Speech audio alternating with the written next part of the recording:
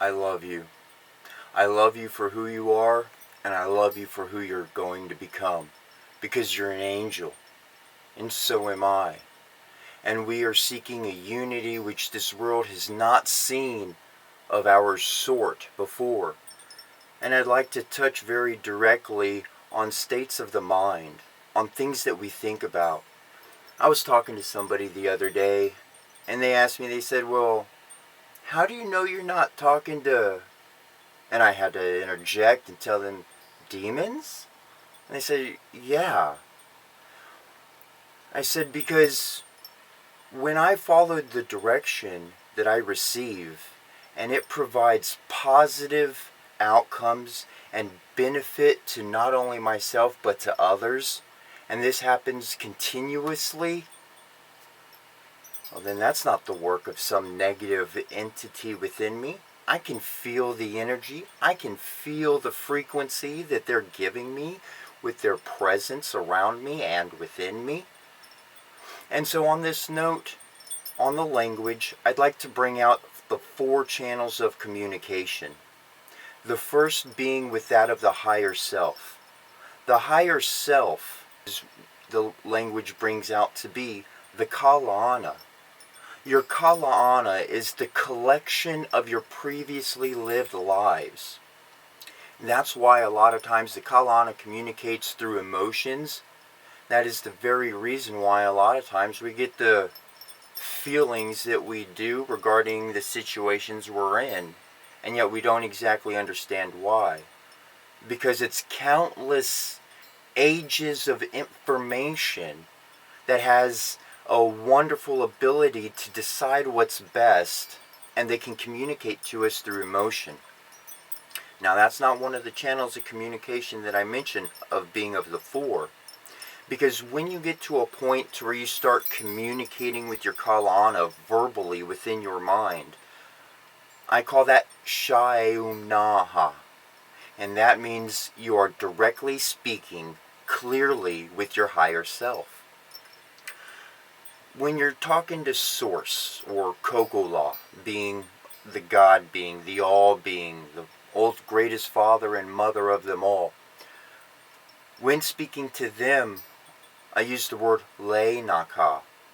Le'naka is again another word to express that I'm speaking directly to Kokola and that my thoughts are clear and correct. Another word is Zinlanayo. Zinlanayo means that I'm communicating with star people. We're all stars. We're made of stars. And any alien or extraterrestrial being is made of stars. So I like to refer to them as star people. Zinlanayo also extends to mean that you're communicating with any type of other eternal family in existence, not your own, but you're speaking to any group that is in association with Kokola and the purpose of unconditional love. Them being a part of this great alliance of love means that they're an ally, and in so doing, through the Zinlanayo channel, we can connect with not only star people, but with all types of beings in all types of dimensions that interact with us on a daily basis. The 4th channel of communication that I speak of is Ivan Ba'it. And Ivan Ba'it means that you're communicating with your Bellath, with your eternal family. Bellath meaning your personal eternal family, wherever that may be, of angels, whatever order of angels that is, or Fae, and whatever order of Fae that it may be. Direct fairy or tree people or anything of the sort. So in these 4 channels of communication, I'm able to distinguish who I'm communicating with, because that matters on what I'm listening to. If I'm speaking with the Source, with Kokola, through the Le'naka channel, well then I know that I'm being given instruction to do exactly what it's telling me to do, not to ask questions, not to second guess, but to just go on and complete that task. If I'm speaking to my higher self through the channel of Sha'eunaha, then I know that dialogue is going back and forth. They're helping me come to a greater understanding. That collection of my previously lived lives in those past lifetimes, they are helping me to grab a greater understanding of what Kokula, or perhaps those in alliance with Kokula, have, what they have for me to do, or what we're going to be getting into. And the Xin Lin channel helps me understand that I may be talking to star people. I may be talking to somebody in a craft nearby. I may be talking to the fairies that are around me. And the Yvonne Bayet channel is very important, because when you're receiving information from your eternal family, they really do enjoy giving us clues.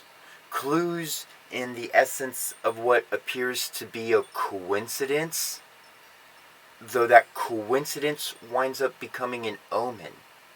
And I'm going to touch on a lot of those words in a later video, but I really wanted to get out onto those 4 channels of communication, because depending on exactly what you're listening to greatly depends whether you need to act correctly in this moment, or whether you need to just meditate and think about what's going on.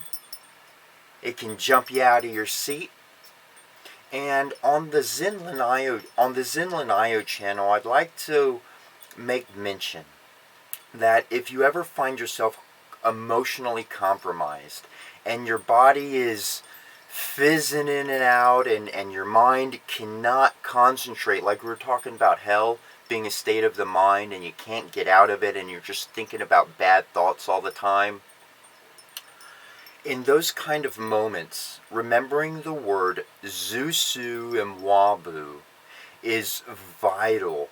And the reason why it's vital is Zunsu Wabu is stating that while you are emotionally at a high level, that your body is pulsing in a particular frequency.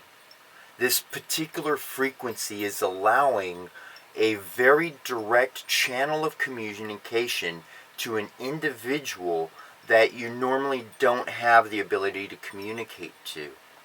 And during Zunsu Wabu, if during that extreme emotional state of being, if you can zero in within your headspace upon that channel of communication with the Xin Lin, with those in alliance with Kokula, all about love, when you can do that, you start hearing that other individual that is picking up your frequency.